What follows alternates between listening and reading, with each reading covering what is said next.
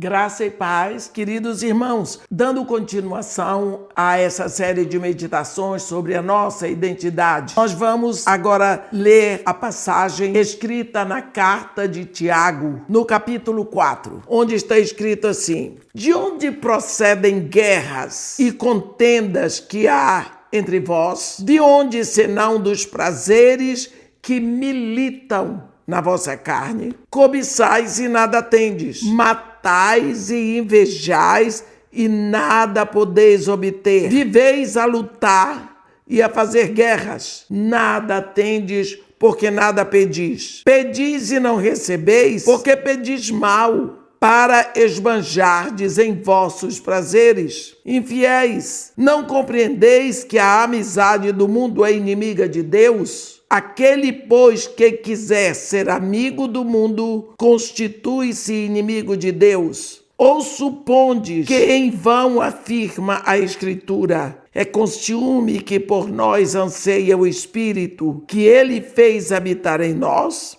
Antes ele dá maior graça, pelo que diz: Deus resiste aos soberbos, mas dá graça aos humildes.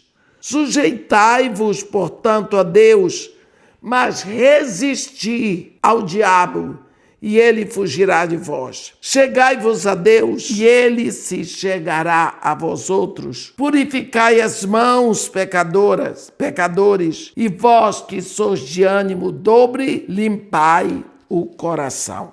Nós nunca poderemos ter um verdadeiro conhecimento de Deus sem termos um verdadeiro conceito de quem é Deus. Uma falsa visão de quem é Deus nos afeta em várias maneiras. Primeiro, afeta a nossa adoração, porque nós não podemos nos entregar a alguém em quem não encontramos segurança.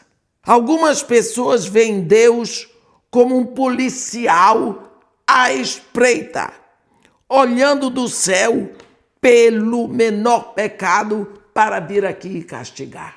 Uma falsa visão de quem é Deus afeta o nosso relacionamento com Ele quando o vemos como um tirano, a quem servimos como escravos e não como filhos, como filhas. Existem cristãos que chegam perto de um colapso nervoso porque criaram para si um Deus impossível, cujas exigências são tão impossíveis de satisfazer, e vivem encurvados sobre esse Deus carrancudo, aquele que serve a Deus por obrigação, por medo. Uma falsa visão de quem é Deus afeta o nosso testemunho sobre Ele. Se não o vemos como aquele que nos ama eternamente, isso se torna aparente quando nós falamos dele para os outros. Quem já ouviu um testemunho de Jeová? Quem já ouviu? Pode entender, então, o que eu estou querendo dizer, porque esse povo trabalha para ser salvo, enquanto eu trabalho porque já sou salva. O Deus da Bíblia deseja aproximação. Ele quer estar com seu povo, como está escrito aqui no que nós lemos em Tiago 4, no versículo 8. Chegai-vos a Deus, e ele se chegará a vós. Ele ama a nossa intimidade, a nossa busca por ele, a nossa aproximação. Se não reconhecemos isso, então jamais o conheceremos como ele verdadeiramente é. Deus ama os seus filhos. Ele quer os seus filhos perto dele. Ele quer ouvir o seu coração, a sua palavra. Por isso, Jesus Cristo diz: quando orardes, quando falardes com Deus, dizei, Pai. Pai. Ele quer ouvir esta palavra. Por isso ele nos dá o Espírito. E o Espírito dentro de nós nos ensina, nos convence que Ele é nosso Pai. Ele nos ensina a dizer, Abba, Paizinho. É assim que nós precisamos nos chegar a Deus, abrindo o coração, dizendo para Ele o que sentimos, o que pensamos, falando para Ele do profundo da nossa alma, abrindo, comunicando e principalmente nós precisamos chegar com confiança, porque Ele é nosso Pai, Ele tem o colo, Ele tem braços, Ele tem mãos para nos abraçar, Ele nos fez para Ele. A grande ofensa, o pecado, é que o pecado nos afastou de Deus. A Bíblia diz que quando Deus criou Adão, ele ia todos os dias pela viração do dia para estar com Adão e Eva. Ali existia um momento de intimidade. Não havia liturgia. Deus simplesmente chegava. Aquele casal se abastecia em Deus. E quando Deus ia embora, a vida daquele casal era uma contínua expectativa do desejo pela próxima visita. Mas a ofensa aconteceu. E a ofensa foi exatamente a separação. Deus havia dito, olhe, você pode comer de todas as árvores, mas não coma desta aqui. Porque no dia que você comer dela, você vai morrer. O seu relacionamento comigo vai parar.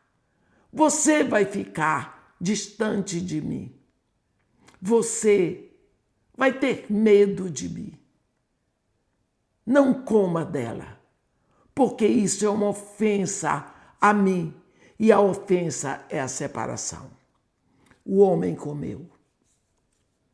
Um dia, aí quando Deus apareceu, que chamou Adão, onde estás? Ele disse, eu ouvi a tua voz no jardim, mas porque eu estava nu, tive medo e me escondi. Que coisa horrível! Deus que ontem era tudo em que ele, Adão e Eva se alegravam, hoje Adão diz, não, a tua presença me causa medo. Me causa pavor, eu tenho medo de ti, eu não quero te ver. Tá vendo? Por que é que Deus odeia o pecado? Por causa do que o pecado faz com o pecador. E o que é que o pecado faz com o pecador? O pecado leva o pecador a sentir horror da presença de Deus.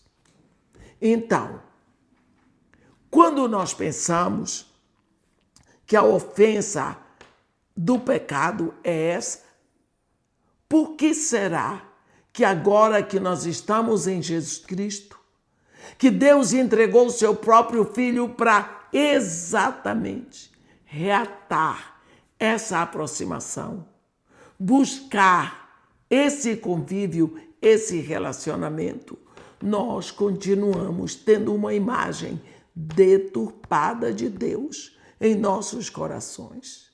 Nós cremos que Deus ainda está satisfeito que estejamos longe dele porque somos pecadores. Não, Deus ama o pecador. Ele não ama o que o pecado faz com o pecador. Portanto, meus irmãos, muitas vezes nós temos uma falsa visão de quem é Deus. E por causa desta falsa visão, nós não podemos adorá-lo, nós não podemos ter o relacionamento de intimidade com ele que ele quer E nós não podemos dar um bom testemunho de quem Ele é, porque nós temos uma visão falsa dele. Nós precisamos entrar na visão que Jesus Cristo nos diz.